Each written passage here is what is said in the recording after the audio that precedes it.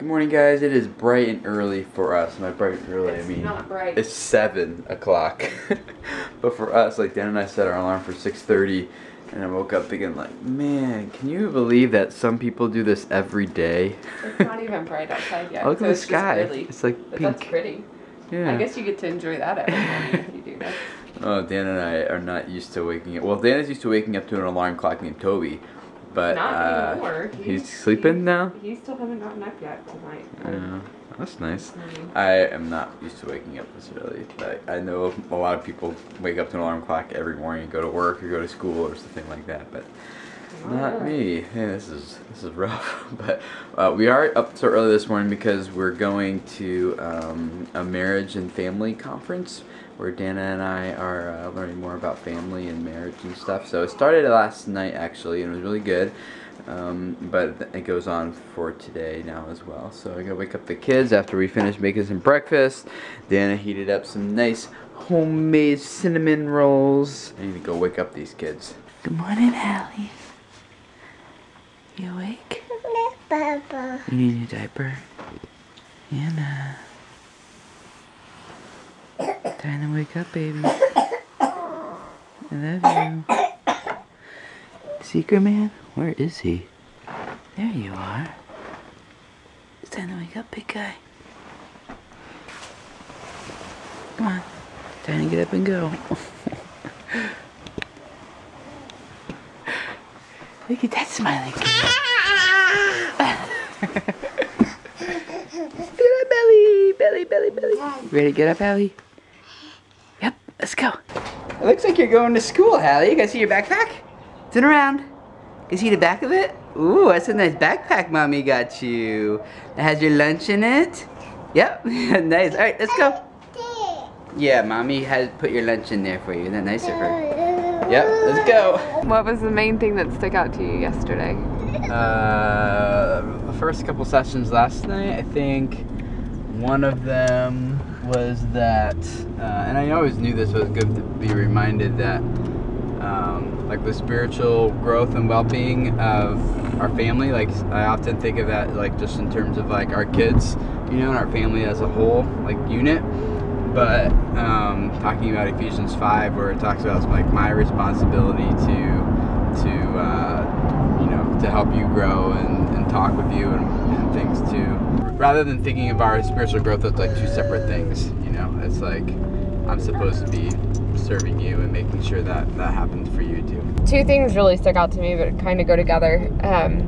One was he had talked about like how when you hold your baby when they're only like a couple minutes old and how fragile they are, and especially on your first baby, like how you're like, wow, like I could easily hurt this baby, like what am I doing? And he said like that's how your kids' hearts are all the time, no matter what age, even when they're adults, like you can still shape their hearts, and that's how tender and soft their hearts are, is how fragile they are, your baby is when they're first born. And then the other thing he was talking about goes along with Tim's heart is he was talking about how men, he's done some counseling with women who say, well, I don't want to affirm them too much because then they'll think that they're doing a great job and that they don't have to change when they need improvement in a different area. And he was saying like, well, if you're going to beat your husband up and you're not going to affirm them, then yeah, like they're going to set up shop in the doghouse. If they're in the doghouse for too long, they're going to get comfortable there and they're just going to make it comfortable for themselves. You don't get comfortable, you just feel like you'll never get out, so you might as well just stay. So he said, in order to expect change, you need to affirm the good things that they're doing, because that will lift them up and encourage them to think like, oh, well, I'm doing this good, like I want to try harder kind of thing. So, is that right? Yep, we're here. Let's go to the next sessions. We're late. So this whole stinky attitude around the dishes, did it have anything to do with the dishes? Did it have anything to do with her having a bad attitude about chores? It was all a sibling issue. That's what was going on in her heart. Some sort of sibling rivalry, some sort of sibling jealousy. And imagine if you had taken the standard approach, young lady, when we work with a good attitude. Swing and a miss, Mom. It's not anything to do with work. You needed to take the time and have a heart conversation with her. When your child has a grumbly, mumbly, complaining attitude, how does it make you feel emotionally? Weary? Keep going. Ticked off? Does it grate on you? Using paper. It does. It grates on you. This last session, our kids are actually with us. You guys gonna be joining us for this last one? I'm watching that. Yeah, we're gonna watch some ants. A little bit of a movie clip here. A couple second graders get in a fight out on the playground, and the teacher comes out. Teacher separates you and says, "Say you're sorry." And what do the kids say? "Oh, that was good." That's what the other kids say, right? You've heard other kids say that. Yeah, sorry, or sorry. Now, what the teacher then does is say, "Good little boys, you go back and play." Now, I understand that the word sorry came out of the mouth. What did the little boys actually say? Did they mean it? Were they really sorry? Now we have some discussion questions to do that are up on the screen. So what's the first question, guys? What does it say? It says, why is it so hard to forgive people when they hurt us? Why is it hard to forgive? If Zeke hits you, Hannah, is it hard to forgive him and say, that's okay, I forgive you? Is it hard to do that? It's hard. It's hard? Why is it hard? Because then I won't want my toy back. Because you still want your toy back? And she might still be playing with it? And then it's gonna take my baby to look that special to me is I really love my baby too.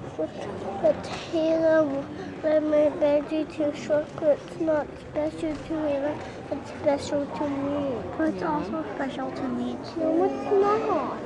My grandma gave it to me. Yeah, that was your birthday gift that they gave you, right? We're talking about forgiving each other and respecting each other and how we resolve conflict among each other in our family. So I'll let you guys go because I'm going to talk to you.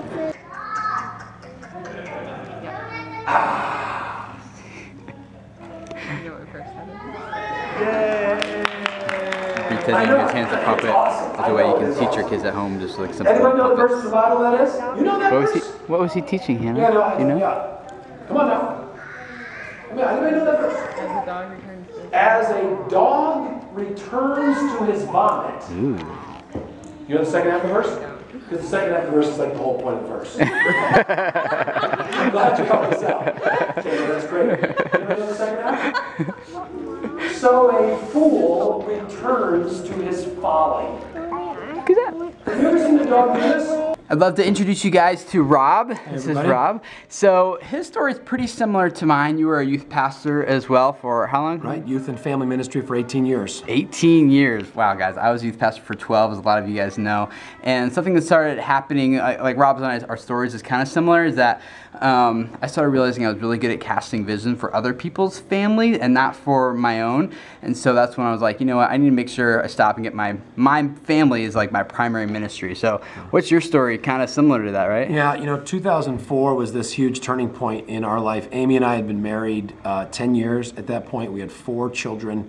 We have 7 now, praise God. We just People think we're crazy with 4. We just celebrated our 20th anniversary. But at that point, the 10-year mark in 2004, you know, kind of like Tim said, my heart and my passion was in passing my faith to everybody else's kids. Yeah. So, I mean, I woke up in the morning and I wanted to have all the teens in my church, you know, hear the gospel and learn to pray and follow Jesus. And I'm preaching and teaching. I've got plans and curriculum.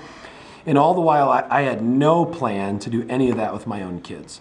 I wasn't really praying with them, maybe a little here and there. I had no plan to teach them the Bible or even to do anything intentional to really shape their hearts to follow Christ. And so God brought me to just a real place of brokenness and repentance, and as it says in Malachi 4 and Luke 1, turned my heart to them as my most important gospel ministry. And so for the last 10 years, we've been working on living that out. Cool. And you've been talking, one of the things you've been talking about here is like about doing like family worship time. Maybe you guys don't know. I don't think Dan and I have talked about this part too much, but like every Friday evening we have a special meal together as a family that is a part of like us teaching and growing with our kids. If you're Jewish, you would know it like Shabbat kind of.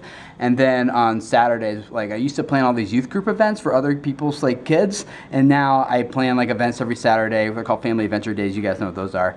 which is like Saturdays. We just intentionally train our children and things. But Rob was sharing a couple of things that if you want to tell them what a family worship time is and what the value of that might be for their family. Yeah, well, family worship comes out of all different passages in the Bible, but Deuteronomy chapter 6 is probably the biggest, where it says, love the Lord your God with all your heart, all your soul, all your strength. These commands I give to you today are to be upon your hearts. Impress them on your children and talk about them when you sit at home. Yeah. So love the Lord your God with all your heart, soul, and strength. Open the Bible at home with your family. Read it at home with your family.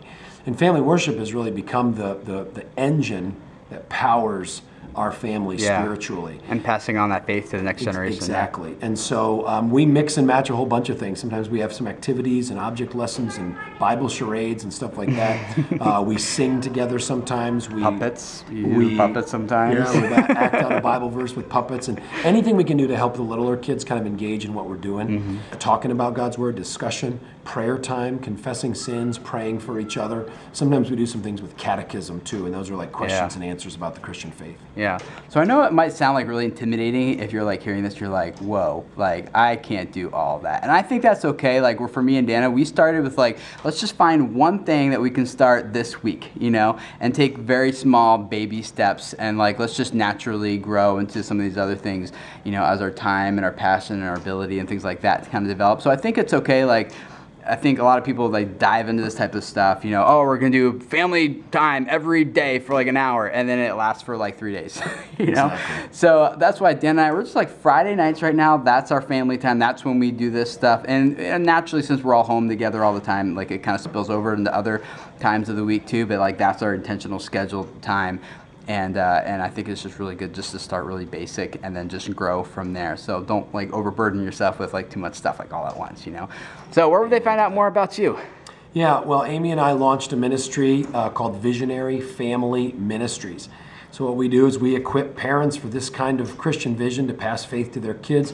We do a lot with visionary marriage, and we even actually work with a lot of families that have adult children. Their adult kids are struggling in their faith. Yeah. So it's Visionary Family Ministries. You can reach us all sorts of different ways. Visionaryfam.com. We've got a free app for your smartphone. And tons of our seminars, like on family worship or parent discipleship, they're all just free. Just click the listen button and scroll through what you want. Just search your app store for Visionary Family Ministries. You can reach us on Facebook, Visionary Fam, Twitter, Visionary Fam, but I'd love to hear from some of you.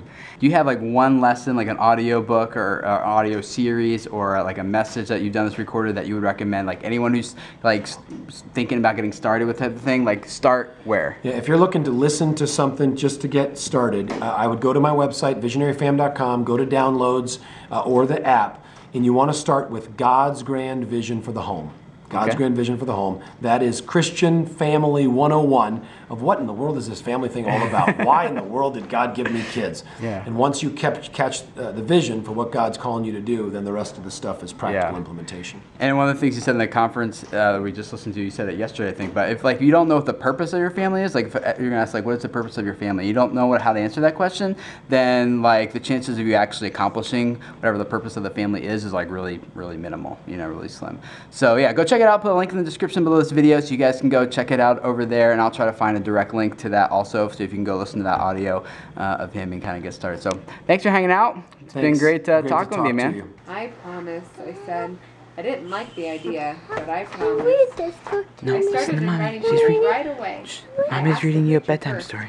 Daddy, I said. Opal, the preacher said back. They're finishing up the book because of Winn-Dixie. He rubbed his nose. I see.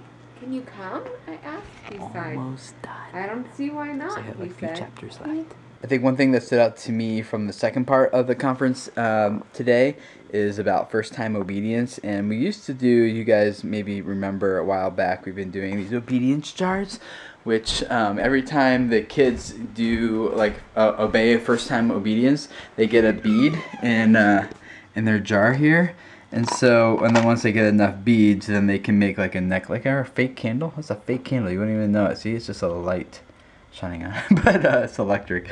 But yeah, then they get to make like a bracelet or something once they have enough beads. So we've been doing that, but we've kind of gotten away from it. And what we learned in the conference is that when your kids get random, like if you're like randomly consistent with discipline, then they push like all the time because they just never know when they're going to get what they actually want.